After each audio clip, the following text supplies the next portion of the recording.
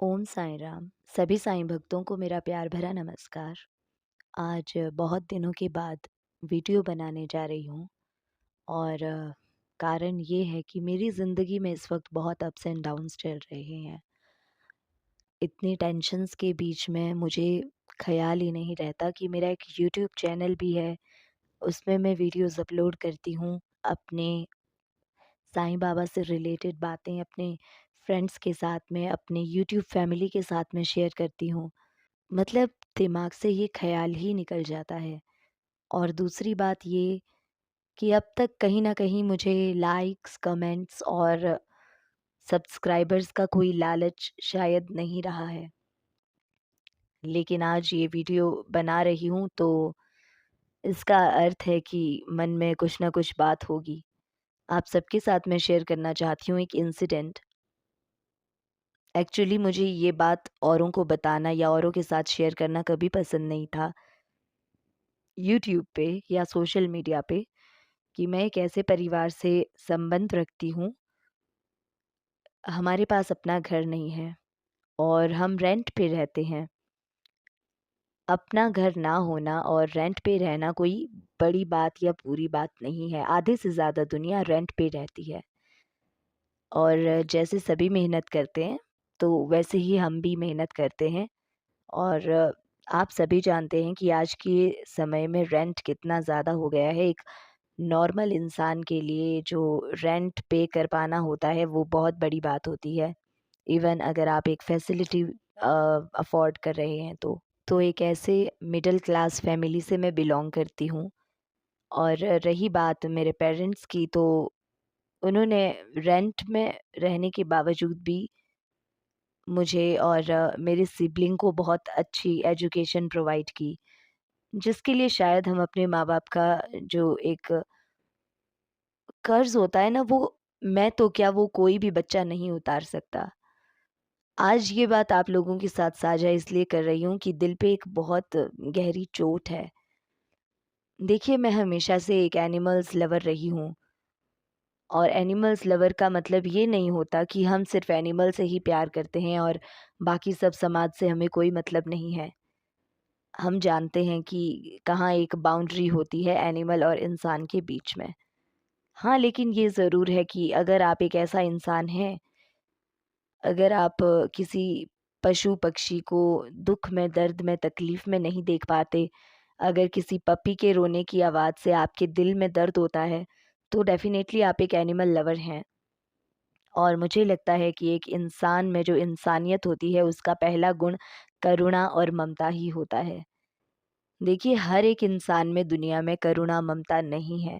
अगर आप में ये गुण है, तो ये बहुत बड़ी बात है। मेरे घर के पास में एक की डॉग रहा करता था, तो मैं उसको अक्सर रोटी दिया करती थी। धीरे-धीरे टाइम गुज़रता गया, उसके 5 पपीज़ हुए उसकी फ़ैमिली के, मैं उन्हें रोटी दिया करती थी। तो वो जो 5 पपीज़ थे, उसमें से एक जो छोटा पपी था, उसकी डेथ पहले ही हो गई। और एक पपी ऐसी थी, वो एक दिन मेरे पास रोते-रोते आई और मुझे उसने अपना हाथ दिखाया कि मुझे इसमें दर्द हो रहा है। अगर आप एनिमल्स के साथ में समय बिताते हैं ना, तो आप उनको समझते भी हैं कि वो आपसे क्या कह रहे हैं। मुझे लगा कि नॉर्मल दिनों की तरह जैसे छोटे पपीज़ आपस में झगड़ा करते हैं, तो उसने कर लिया होगा और शायद उसे कहीं दाँत वग़ैरह चुभ गया होगा अपने पपी ब्रदर सिस्टर का, तो शायद इस वज़ह से इसे दर्द है। तो मैंने उसकी टाँग में सिकाई कर दी, गरम और ठंडे पानी से। तो ये सिकाई मैंने जिस दिन की, उससे भी कोई असर नहीं हुआ। इवन वो जो है नेक्स्ट डे उसकी हालत जो है, वो धीरे-धीरे और बिगड़ती चली गई, क्योंकि जब से उसको चोट लगी थी, वो एक पल के लिए भी चुप नहीं हुई। वो लगातार रो रहा था। आप ऐसा मान के चलिए कि वो 2 मंथ्स का था, ठीक है? ये अभी हाल ही के दिनों की बात है। जब वो चुप नहीं हुआ तो मैं उसे हॉस्पिटल लेकर के गई और खाना-पीना उसने सब छोड़ दिया था। हॉस्पिटल में मुझे बताया गया कि ये जो है ना, इसे कोई चोट लगी है। इसे चोट लगी है, हड्डी तो नहीं टूटी है लेकिन चोट लगी है। तो हॉस्पिटल में उसे 3 इंजेक्शंस लगते हैं। लेकिन वो शायद उन दवाइयों को और सहन नहीं कर पाई और कहीं न कहीं वो खुद को छूने भी नहीं दे रही थी। जब से उसे चोट लगी थी वो टच नहीं करने दे रही थी खुद को। स्टार्टिंग में तो वो करने दे रही थी, लेकिन बाद-बाद में वो चुप ही नहीं हुई और उसने खुद को छूने ही नहीं दिया। मुश्किल से ही मैं उसे हॉस्पिटल लेकर के भी गई और अंत में जैसा कि होता है, उसने मेरी गोद में दम तोड़ दिया। यू नो मुझे पता था कि इस बच्चे को ज़रूर किसी ने मारा होगा, क्योंकि ऐसा कोई पपी नहीं है जो खुद से इतने ज़ोर से गिर जाए कि उसकी सिर्फ़ एक ही लेग में चोट आई है। लेकिन चोट सिर्फ़ एक ही लेग में शायद नहीं आई थी। उसे शायद कहीं और जगह भी चोट लगी होगी जब उसे किसी ने मार के भगाया होगा। तो मैं क्या देखती हूँ कि वो तो मर के चला गया। मैंने अच्छे से उसकी अंतिम क्रिया की जो करना चाहिए। भगवान से प्रार्थना की कि हे साईं राम उसे अपनी शरण में ले लीजिएगा। मुझे बहुत कष्ट हुआ ये सब देख कर के, और एक इंसान को कष्ट होना भी चाहिए क्योंकि उसके अंदर इंसानियत होती है तो उसे कष्ट होगा। उसके बाकी सिबलिंग्स जो 3 बच गए, उन्हें मैं रोटी दिया करती थी। तो अब क्योंकि 2 पपीज़ की डेथ हो गई तो 5 में से सिर्फ़ 3 ही बचे। वो जो 3 बच्चे हैं, उन्हें मैं अक्सर रोटी दिया करती हूँ और 1 हफ़्ता लगभग ऐसा हो गया है। क्योंकि देखो मैं किराए के घर में रहती हूँ फ्रेंड्स, और यहाँ पे तो आपको दूसरों के अकॉर्डिंग चलना पड़ता है ना? जिसका घर है, जो मकान मालिक होता है उसके अकॉर्डिंग आपको रहना पड़ता है। तो मकान मालिक कहता है कि आप जो है इन कुत्तों को यहाँ पे रोटी नहीं देंगे, ये गंदगी फैलाते हैं इधर-उधर। और मैं सच बात कहूँ, वो 3 पपीज़ कोई गंदगी फैलाते ही नहीं। वो तो खेत में जाते हैं अगर उन्हें वॉशरूम वग़ैरह जाना हो। एक जानवर होकर के भी उनमें इतने सेंस हैं, और मुझे नहीं लगता कि कोई भी टीचर या जो वेल रेप्यूटेड इंसान होता है डेली लाइफ़ में अच्छा बन कर के जाता है, अच्छे से ड्रेसअप होके जाता है, वो अपने घर में कोई गंदगी रखना पसंद करेगा। तो लगभग 1 हफ्ता ऐसा हो गया था गाइज़, और भगाने का भी एक तरीका होता है। अगर आप अपने घर से किसी बच्चे को भगा रहे हैं, तो उसका एक तरीका होता है। आप उसे ऐसे भगाइए कि वो डर भी जाए और उसे चोट भी ना लगे। और मैं देख रही हूँ कि ऐसे इंसान हैं जिनके भगाने के अजीबो-गरीब तरीके हैं। तो मुझसे ये सहन नहीं हुआ और मैंने पलट कर के जवाब दिया कि ये छोटे बच्चे हैं, इन्हें इस तरह से नहीं भगाया जाता, और मैंने उन्हें प्यार से, दुलार से वहाँ से निकाला, जहाँ से उन्हें भगाया जा रहा था। तो मुझे कह दिया जाता है कि इन्हें यहाँ रोटी नहीं दी जाए, तो मैंने भी कहा कि मैं इन्हें यहाँ रोटी नहीं देती हूँ, मैं इन्हें कहीं और रोटी देती हूँ। कितनी हैरानी की बात है कि दुनिया में रहने वाला हर एक प्राणी का पूरा-पूरा अधिकार है इस धरती पे रहना, क्योंकि उसे भगवान ने बनाया है, इंसान ने नहीं बनाया। भगवान ने ये धरती सभी के लिए बनाई है, उसमें उसने एक मनुष्य को रहने का अधिकार पूरा नहीं दिया। ठीक है। लेकिन इंसान इतना स्वार्थी हो गया है, इतना निर्मम हो गया है कि उसे नज़र नहीं आता कि जो बच्चे होते हैं, चाहे वो इंसान के हो, जानवर के हो, वो बच्चे होते हैं। उन्हें भूख लगती है। अगर आप उसे अपनी घर से 2 टुकड़े रोटी नहीं दे सकते, तो कम से कम डंडा तो मत मारिए। कितनी कितनी निर्मम बात है ये।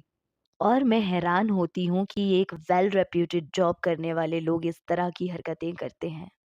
पहले के लोग में पहले के ज़माने में जो लोग होते थे वो ज़्यादा पढ़े-लिखे नहीं होते थे, लेकिन उनमें इंसानियत बहुत होती थी।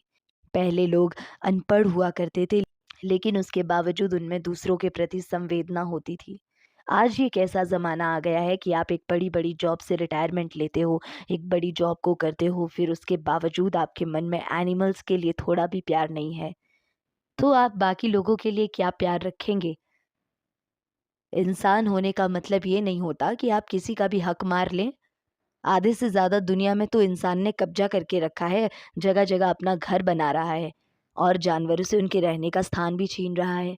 मुझे जो लगा मैंने वो किया, और मुझे ये लगता है कि हर एक साईं भक्त जो है, वो कभी ऐसा व्यवहार नहीं करता कि वो किसी जानवर को चोट पहुँचाएगा। साईं बाबा तो वो सद्गुरु हैं जिन्होंने कभी भी अपने थाल में से किसी जानवर को खाने से नहीं रोका।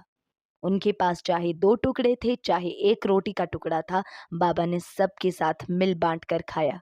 बाबा ने कभी ऐसे दुत्कारा नहीं। उनकी द्वारिका माई में आने वाले हर एक प्राणी ने अपना पेट भरा, उनका आशीर्वाद लिया, उनका आशीष लिया। लेकिन मैं ये जानती हूँ कि जो बाबा को मन से मानता है ना, वो कभी ऐसी हरकतें नहीं करेगा। मेरा मन आज ये आप सबके साथ इसलिए शेयर करने के लिए किया गाइस। देखिए, मुझे लाइक्स, कमेंट, सब्सक्राइबर की बिल्कुल भूख नहीं। लेकिन एक बात मुझे ये अच्छे से समझ आ गई कि अपना घर होना बेहद ज़रूरी है। अगर आप कोई भी परोपकारी काम करना चाहते हैं ना, तो आपका अपना घर होगा, तो आप अपने आंगन में चाहे 1 कुत्ते को रोटी दें, चाहे 10 कुत्तों को रोटी दें, आपको कोई नहीं बोलेगा। लेकिन आप दूसरों के घर में रह के कोई भी अच्छा काम कर लें, लोगों के अकॉर्डिंग आपको चलना पड़ेगा। इवन फैमिली मेंबर्स से भी ये सुनने को मिलता है कि तुम्हारी वजह से कहीं हमें यहाँ से निकाल ना लें, तो हमें इतना सारा सामान उठाना पड़ेगा। क्या गरीब होना इतना बड़ा पाप है? या गरीब होने की इतनी बड़ी सज़ा है कि आप समाज में अच्छा भी नहीं कर सकते? बहुत कष्टकारी है ये बात। अगर हम छोटे बच्चों को रोटी ना डालेंगे, इन जानवरों को हम रोटी ना डालेंगे, तो कौन आके डालेगा? क्या ये चरने के लिए जंगल चले जाएँगे क्या? अरे आप कैसी बात करते हैं? ये वीडियो बनाने का एकमात्र उद्देश्य मेरा यही है कि आप सब लोगों से मैं रिक्वेस्ट करना चाहती हूँ कि आपके घर में भी अगर कभी कोई आवारा जानवर आता है, तो देखिए उसे भगाने का एक तरीका होता है। अगर आप उसे भगाना ही चाहते हैं, अगर आपके घर के आस-पास वो कभी गंदगी फैलाता है, तो उसको भगाने का भी एक तरीका होता है। पर 2 महीने के पपीज़ क्या ही गंदगी फैलाएँगे। हाँ, एक चीज़ हो सकती है कि वो वॉशरूम करते हों, पर अगर वो वॉशरूम करने भी कहीं दूर जाते हैं, तो वो आपके घर में अगर वो 2 पल का चैन, 2 पल का साँस आपके घर में सुकून से लेते हैं, तो आप उसमें क्यों उनका जीना हराम कर रहे हैं? फिर भी ये आपकी अपनी पर्सनल चॉइस पे निर्भर करता है, मैं इसमें किसी को कुछ भी नहीं बोलना चाहती। लेकिन एक बात ज़रूर समझ लीजिए कि जिनका कोई नहीं होता ना, उनका ईश्वर होता है। प्रभु की लाठी में आवाज़ नहीं होती, लेकिन प्रभु की लाठी का दंड इतना गहरा होता है, इतना गहरा घाव होता है कि जो जन्मों-जन्मांतर तक ठीक नहीं हो सकता। इसलिए कभी ऐसा कर्म ना करें कि आप अक्सर भगवान को कोसते फिरें कि भगवान मुझे किस पाप की सज़ा दे रहे हो। निश्चित रूप से ऐसे कर्म की बुरी ही सज़ा होती है। मैं आशा करती हूँ कि मेरे सारे साईं बाबा के जो भक्त हैं, ऐसी यूट्यूब फैमिली ज़रूर इस बात को समझेगी और अमल भी करेगी। Thank you so much and Om Sai Ram.